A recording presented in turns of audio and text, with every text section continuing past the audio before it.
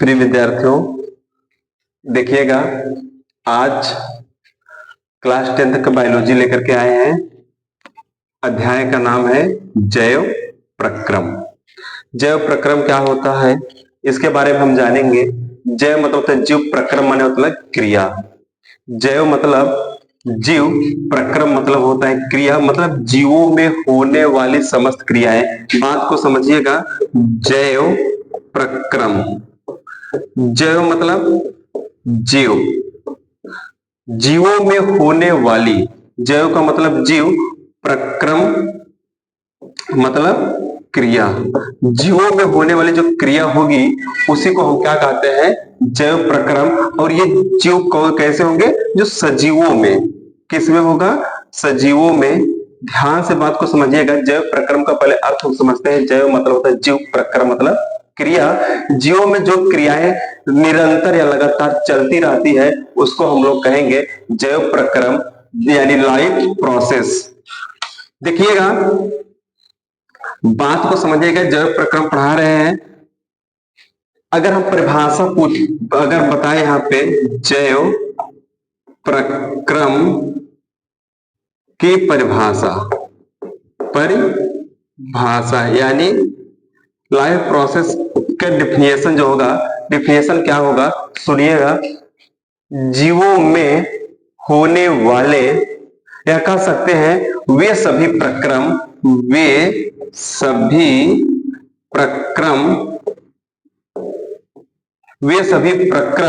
जो संयुक्त रूप से जीवों में,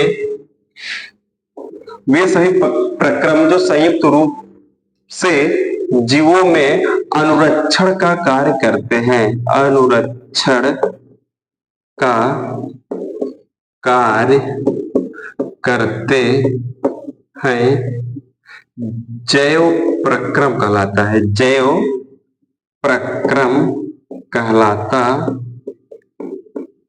कहलाता है। फिर से सुनिएगा, जीवों में जो जैव प्रक्रम कैसे होगा, बात को समझिएगा। वे सभी प्रक्रम जो संयुक्त रूप से जीवों में कैसा कार्य करते हैं, अनुरक्षण। अनुरक्षण मतलब देखभाल या रख रखाव भी कर सकते हैं। अनुरक्षण का कार्य करते हैं, क्या कहलाएगा भैया, जैव प्रक्रम कहलाता है। अब देखिए, जैव प्रक्रम को हम ऐसे भी समझ सकते हैं। परिभाषा लिख लीजिएगा सभी लोग, इसको मिटाते हैं। देखिएगा, जैव प्रक्रम को हम ऐसे भी समझ सकते हैं। जैव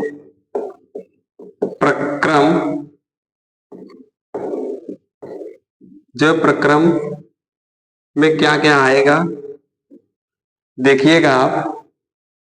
इसमें आएगा आपका पोषण, और क्या आएगा, श्वसन, और क्या आएगा इसमें भी उत्सर्जन, और आएगा उत्सर्जन के बाद आएगा आपका गमन। ये सारी क्रियाएं कहाँ होती है, जीव में होती है। तो पोषण भी होगा, श्वसन भी होगा, उत्सर्जन भी होगा, गमन होगा। ये सब क्या कहलाता है, मतलब कि जैव प्रक्रम कहलाता है। बात समझ पाए। जैव प्रक्रम जीवों में, देखिए जो भी सजीव होगा वह खाना खाएगा तो भोजन को पचाएगा। पचे हुए भोजन पदार्थों से क्या मिलता है, पोषक तत्व मिलता है, यानी पोषण मिलता है। श्वसन भी क्रिया करेगा, ऊर्जा प्राप्त करने के लिए सांस भी लेगा। उत्सर्जन शरीर में बनने वाले अपशिष्ट पदार्थ को भी निकालेगा। गमन चलेगा फिरेगा, ये सारी क्रिया होगा। जैसे शरीर में अगर रुधिर का परिसंचरण हो रहा है, वो भी एक प्रकार का गमन ही होगा। तो ये सारी क्रियाएं हमारी क्या कहलाती है, जैव प्रक्रम यानी लाइफ प्रोसेस। यहां तक समझ गए होंगे आप लोग। अब आइए एक एक करके हम लोग पढ़ेंगे, सबके बारे में जानेंगे। आइए पहले हम यहाँ पढ़ते हैं पोषण। क्या पढ़ेंगे, पोषण। पोषण पढ़ेंगे। पोषण को हम लोग इंग्लिश में कहते हैं न्यूट्रिएशन। क्या कहेंगे, न्यूट्रिएशन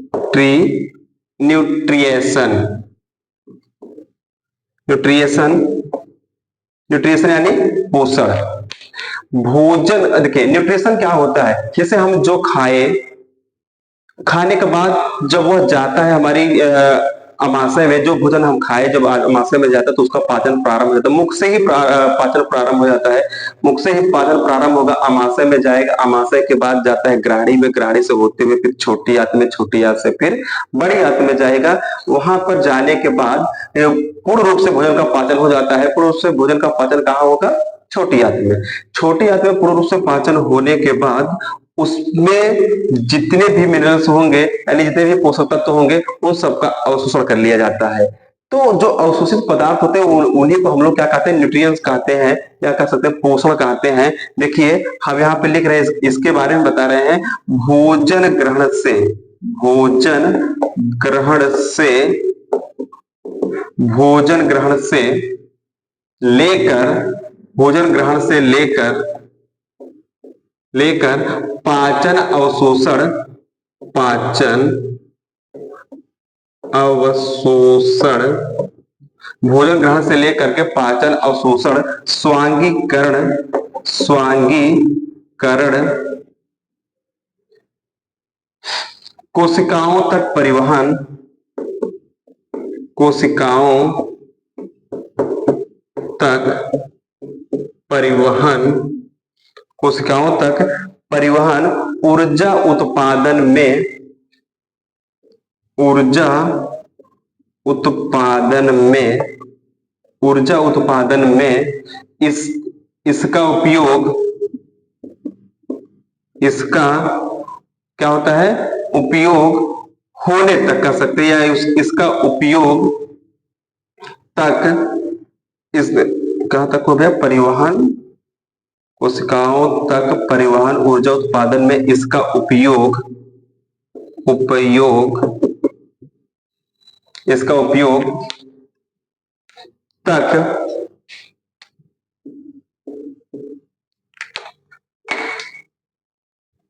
संपूर्ण, इन संपूर्ण क्रिया को कह सकते हैं, इन संपूर्ण क्रिया को, उपयोग तक इन संपूर्ण क्रिया को पोषण कहते हैं। क्या कहते हैं?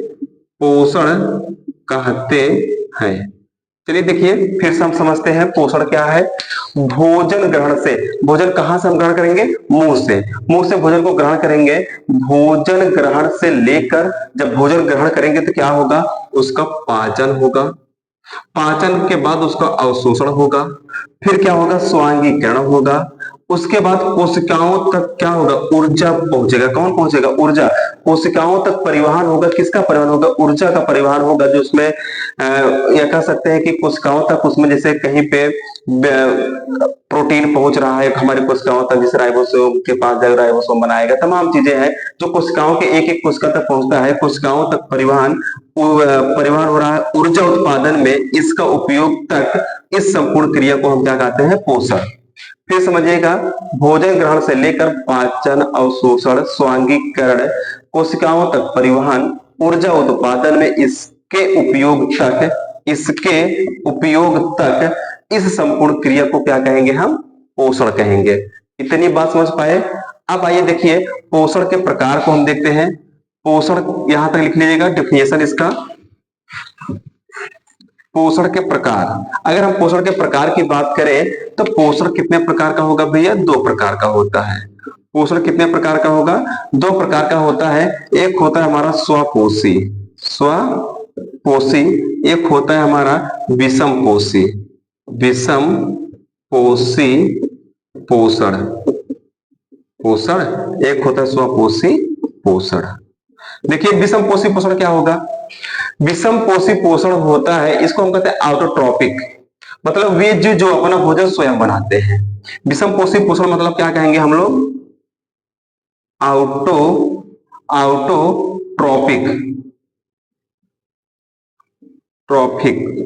आउटोट्रॉपिक। इसे कहेंगे हेट्रोट्रॉपी,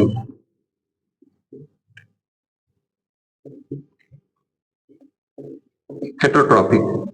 देखिए हेट्रोट्रॉपिक और आउटोट्रॉपिक मतलब हमारे पास स्वपोषी पोषण और विषम पोषी पोषण होता है। स्वपोषी में क्या होता है? जीव अपना भोजन स्वयं बनाते हैं, जीव अपना भोजन स्वयं बनाते हैं, स्वयं बनाते हैं। इसमें क्या होगा, विषम पोषी पोषण, मतलब ये अपना भोजन दूसरे से लेते हैं, अपना भोजन दूसरे से लेते हैं।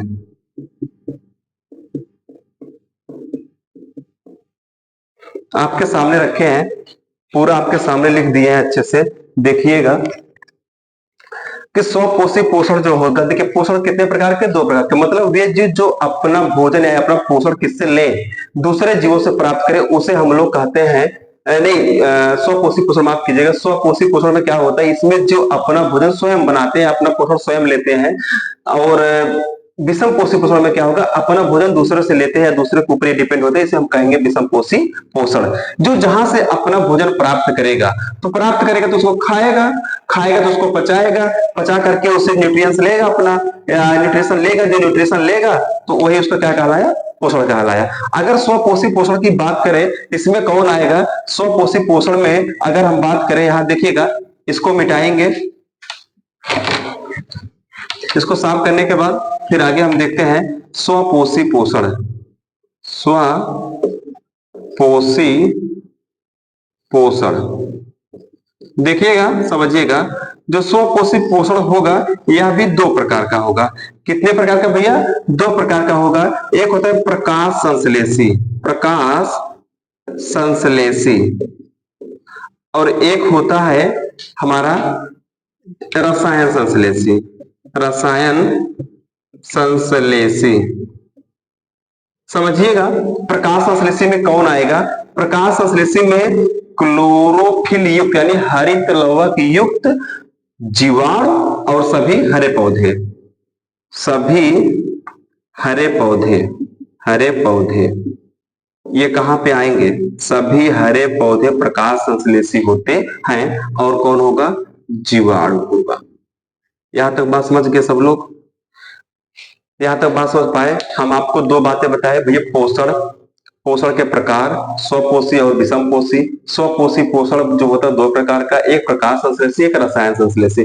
प्रकाश संश्लेषी मतलब जो सूर्य के प्रकाश में अपना भोजन बनाए और उससे अपना पोषक तत्व प्राप्त करे, उसे हम स्वपोषी पोषण कहेंगे, या प्रकाश संश्लेषी पोषण में उसे प्रकाश संश्लेषी पोषण कहेंगे। रसायन संश्लेषी में क्या होता है, इसमें जो जीव होगा या जो भी आएगा इसमें, वह क्या करता है, रासायनिक पदार्थों से अपना पोषण लेगा, उसे हम रसायन संश्लेषी कहते हैं। देखिएगा, आगे समझिएगा, इसमें प्रकाश संश्लेषी में सभी हरे पौधे और कुछ जीवाणु आते हैं। इसमें क्या होगा, परागण की उपस्थिति में सूर्य के प्रकाश में, देखिए इसमें क्या होगा, जो पौधे होंगे, कौन होगा, पौधे, परागण, परागण की उपस्थिति, उपस्थिति मतलब क्या होगा, जो पौधे की पत्ती होगी, लगभग ऐसे पौधे की पत्ती होती है, तो पौधे की जो पत्तियां होंगी, ये पत्तियां कैसे होंगी, हरे हरे रंग की होंगी। तो पौधे की पत्ती हरे रंग किसके कारण है, क्लोरोफिल, क्लोरोफिल, जिसको हम लोग हरित लवक भी कहते हैं, हरित लवक के नाम से भी जानते हैं, या क्लोरोप्लास्ट भी कह सकते हैं। तीन तीन नाम हम पुकारेंगे, क्लोरोफिल, हरित लवक या क्लोरोप्लास्ट, एक ही चीज है, जिसके कारण पौधे की पत्ती कैसी है, हरे रंग की है। तो परागण की उपस्थिति, परागण की उपस्थिति में सूर्य का प्रकाश, सूर्य का प्रकाश, परागण की उपस्थिति में सूर्य का प्रकाश, सूर्य का प्रकाश सूर्य का, देखिए किसमें फिर समझिएगा, परागण रहेगा, परागण की उपस्थिति रहेगा, सूर्य का प्रकाश रहेगा, सूर्य का प्रकाश रहेगा, परागण और सूर्य का प्रकाश रहेगा पौधे की पत्ती के पास। तो यह क्या करेगा, वायुमंडल से क्या लेगा, वायुमंडल से अकार्बनिक पदार्थ को और कार्बनिक पदार्थों को भी लेगा। जैसे हम कहेंगे यहाँ पे, या फिर वायुमंडल से, देखिए वायुमंडल से लेगा CO2 को लेगा, और उसके बाद अपनी जड़ से क्या लेगा, जल को लेगा, H2O को लेगा, तो यह बनाएगा क्या, कार्बोहाइड्रेट बनाएगा। क्या बनाएगा, कार्बोहाइड्रेट। इतने बात हमको समझना है।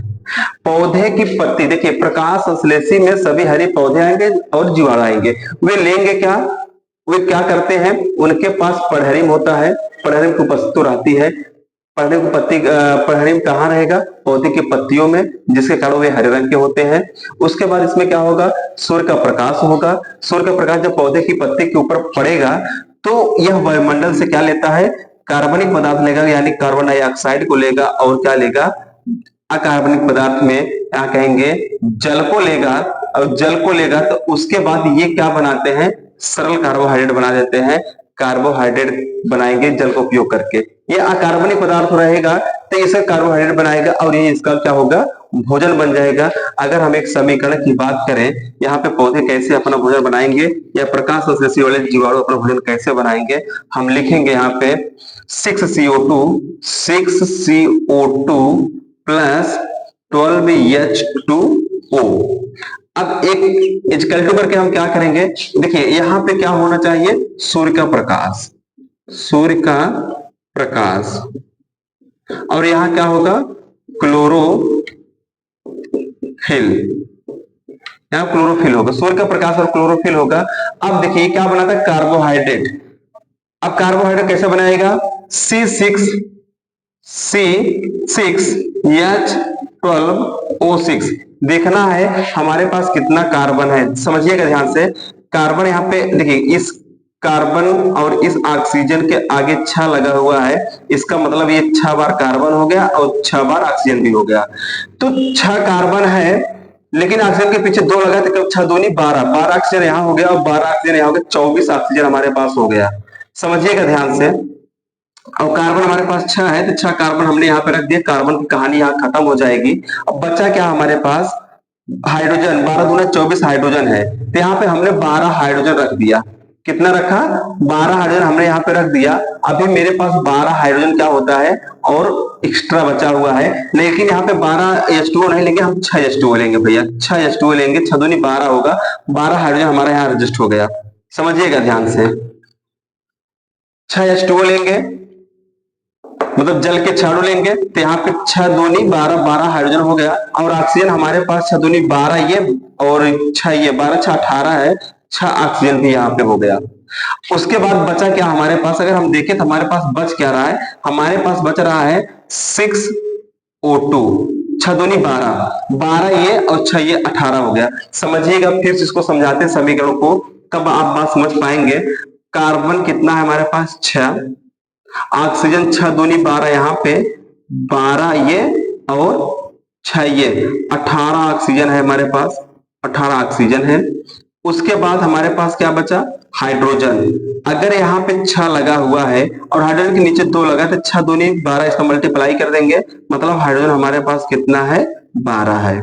अब ये हमारे पास इतने लोग हैं, इनको एडजस्ट करना है, हमको क्या बनाना है, कार्बोहाइड्रेट। तो कौन बना रहा है, पौधे कार्बोहाइड्रेट बना रहे हैं। तो C6, 6 कार्बन था, कार्बन की कहानी यहाँ खत्म हो गई। उसके बाद 6 दूनी यहाँ देखते हैं हम लोग ऑक्सीजन पे अगर आए तो ऑक्सीजन देख रहे हैं हम, यहाँ 18 है, यहाँ पे 6 ऑक्सीजन है, कितना ऑक्सीजन है, 6। तो मतलब अगर 18 में 6 निकाल देंगे हमारे पास भी 12 ऑक्सीजन बचा हुआ है। हाइड्रोजन कितना है, 12, तो 12 हाइड्रोजन, हाइड्रोजन की भी कहानी खत्म। अब कितना बचा, 12 ऑक्सीजन हमारे पास बचा है, तो यहाँ पे 6 दूनी 12 से रख दिए, एडजस्ट हो गया। मतलब हम कहेंगे तो जो पौधे होंगे, जो पौधे होते हैं वह क्या करते हैं, वायुमंडल से लेते हैं कार्बन डाइऑक्साइड और जड़ से लिए जल, सूर्य का प्रकाश पड़ा उनकी पत्ती पे, क्लोरोफिल उनके पास उपस्थित है उनकी पत्तियों में, तो ये बनाते हैं भोजन। जो भोजन बनाए वह बना सरल कार्बोहाइड्रेट, ये सरल कार्बोहाइड्रेट है। उसके बाद उन्होंने ऑक्सीजन छोड़ दिया, जिसको वायुमंडल में दूसरे जीव भी ले लेंगे। क्लोरोफिल का कार्य क्या होता है, क्लोरोफिल का मुख्य कार्य होगा भैया, समीकरण को लिख लीजिएगा, क्लोरोफिल जो होगा, क्लोरोफिल जो होता है वह क्या करता है, क्लोरोफिल जो होता है प्रकाश ऊर्जा को अवशोषित करता है। इस बात को याद रखिएगा, एग्जाम में पूछ सकता है क्लोरोफिल का मुख्य कार्य क्या होता है। यह क्या करता है, प्रकाश ऊर्जा को अवशोषित करता है। अवशोषित क्या करेगा भैया, अवशोषित करने का कार्य करता है, अवशोषित करने का कार्य करता है। इस बात को ध्यान समझिएगा कि इसका कार्य क्या होगा, कि प्रकाश ऊर्जा को अवशोषित करने का कार्य करेगा। ये पूरी बात यहां तक हो गई। आइए अब आगे बढ़ते हैं हम लोग। अब रसायन संश्लेषी हम पढ़ेंगे। क्या पढ़ेंगे? रसायन संश्लेषी को हम लोग पढ़ेंगे। ध्यान से देखना, रसायन संश्लेषी। रसायन संश्लेषी में क्या होगा? इसमें जो होता है, जो जीवाणु होंगे, इसमें कौन आता है भैया? जीवाणु आएंगे। कौन आएगा? जीवाणु आएगा। और जीवाणु क्या करता है? यह सरल अकार्बनिक यौगिकों के द्वारा ऑक्सीकरण करके क्या बनाता है? कार्बनिक भोजन बनाता है। मतलब सरल अकार्बनिक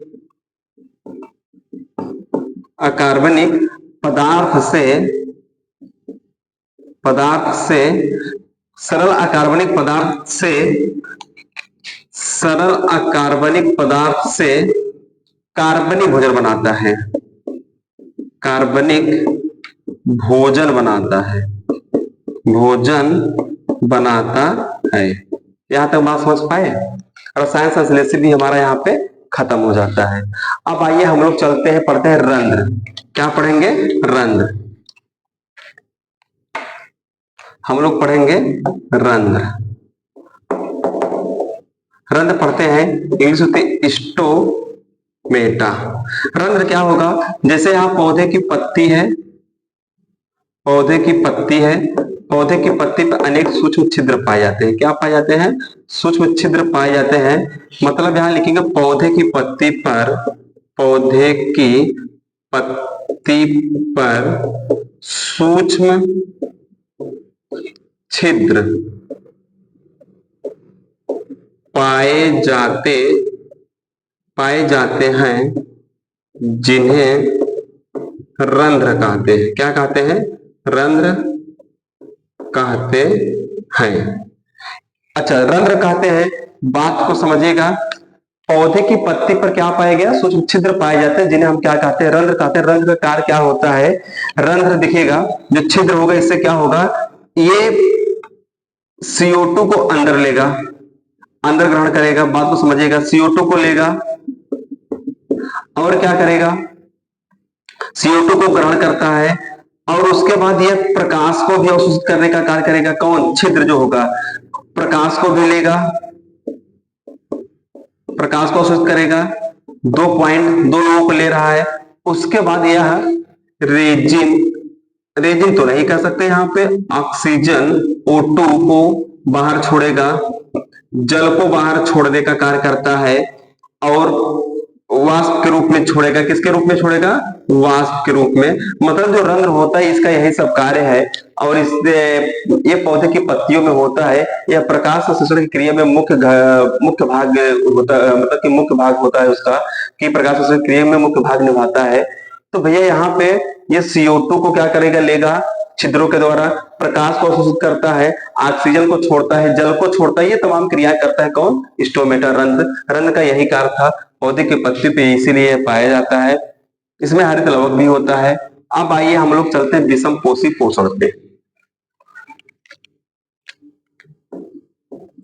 विषम पोषी पोषण। विषम पोषी पोषण क्या होता है? इसमें अगर हम बात करें, विषम पोषी पोषण में जो जीव अपना भोजन स्वयं नहीं बनाते, जो जीव अपना भोजन स्वयं नहीं बनाते। देखिए, विषम पोषी पोषण में क्या होगा? जो जीव अपना भोजन स्वयं नहीं बनाते, उसे हम क्या कहते हैं? स्वपोषी पोषण कहते हैं। इस बात को ध्यान में रखना होगा कि अपना भोजन स्वयं नहीं बनाते, दूसरे के ऊपर क्या होते हैं? डिपेंड रहेंगे। इसमें अगर हम बात करें, एक आएगा प्राणी समभोजी। पहला इसमें आएगा प्राणी समभोजी। प्राणी समभोजी में क्या होगा? प्राणी समभोजी का मतलब क्या होगा? यहाँ पे प्राणी समभोजी में आएगा एक जो है, उसका नाम है अमीबा। अमीबा क्या करता है? जैसे यह कोई जीव है, सपोज ये अमीबा है, तो यहाँ पे एक जीव है, तो अमीबा ऐसे बना हुआ है, तो यह इस जीव को अपने अंदर पूरा का पूरा अंतर ग्रहण कर लेगा। मतलब इस जीव को अगर हम आगे की तरफ दिखाएं, तो ये कैसे करेगा, देखिएगा आप। तो ये यहाँ पे अमीबा ऐसे है, तो ये इसने इस जीव को अपने अंदर पूरा ग्रहण कर ले गया। मतलब ये जो जीव यहाँ पे था वह यहाँ पे आ गया, अपने कोशिकाओं के द्वारा इसको घेर करके अंदर ले लिया। इसी को हम लोग प्राणी संभोजी कहते हैं। मतलब किसी जीव को पूरा का पूरा निकल गया, ये पूरा का पूरा निकल लेता है, इसी को हम कहते हैं प्राणी संभोजी। ये कहाँ होता है, अमीबा। जो जीव किसी जीव को समुचते खा जाए, मतलब पूरा का पूरा उसको खा जाए, उसे हम कहेंगे प्राणी संभोजी। मतलब विषम पोषी पोषण हो गया एक। और दूसरा विषम पोषी पोषण जो हमारा होता है वह होता है भैया मृतोपजीवी। मृतोपजीवी, मृतोपजीवी मतलब इसमें क्या होगा, इसमें अगर हम बात करें इसमें कौन कौन आता है मृतोपजीवी में, इसमें आता है कवक। कवक आएगा इसमें। वे जीव जो मरे हुए जीवों के ऊपर उगे और वहीं से अपना पोषण प्राप्त करे, उसको हम लोग कहते हैं मृतोपजीवी। इसमें कौन आएगा, इसमें आते हैं जिसे हम कहते हैं गांव में साधारण भाषा में बोला जैसे कुकुरमुत्ता बोला जाता है, ये आएगा। ये मृतोपजीवी है, यही कवक है। ये मरे हुए जीवों के ऊपर ही उगता है। मृतोपजीवी हो गया। उसके बाद आता है परजीवी। दो हुआ, तीसरा मैं यहां मिटा के लिख रहा हूं। तीसरा होगा हमारा परजीवी। तीसरा होगा हमारा भैया परजीवी। परजीवी यानी पैरासिटिक। परजीवी का क्या मतलब होता है, वह जीव जो दूसरे जीवों के ऊपर रहे और वहीं से अपना पोषण ले, उसको हम कहते हैं परजीवी। जैसे अगर पौधों में बात करेंगे तो एक आएगा अमरबेल, और एक आता है भैया जैसे जंतु में अगर बात करें जू आएगा। जू सिर में पाया जाता है, जानवरों के ऊपर, गाय भैंस के शरीर में पाया जाता है, उसके ऊपर रह करके उसका खून चूसता रहता है, ये परजीवी ही कहलाएगा। और एक होता है फीता क्रीम।